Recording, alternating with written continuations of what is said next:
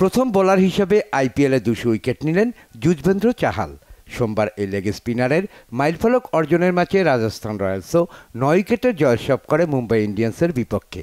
চলতি আসরে প্রথম দেখায় মুম্বাইয়ের মাঠে মুম্বাইকে 125 রানের পুঁজিতে আটকে দিয়ে 6 উইকেটের জয় পেয়েছিল রাজস্থান।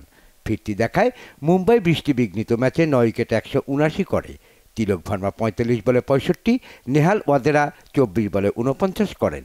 রাজস্থানের পেসার সন্দীপ শর্মা 4 ওভারে 18 রান দিয়ে 5 উইকেট নেন।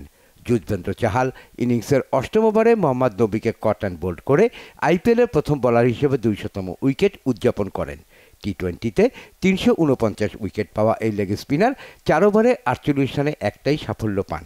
টি-20তে সন্দীপের ক্যারিয়ার সেরা বোলিং নৈপুণ্যের পর ব্যাট হাতে যশস্বী জয়সওয়াল অপরাজিত সেঞ্চুরি ইনিংস খেলেন।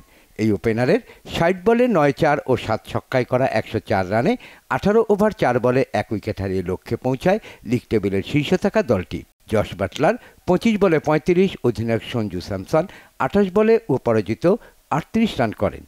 8 খেলায় রাজস্থানের 7 জয়ে 14 পয়েন্টের বিপরীতে 5 বারের রেকর্ড চ্যাম্পিয়ন মুম্বাই 2 জয়ে 4 পয়েন্ট নিয়ে তলানিতে পড়ে আছে।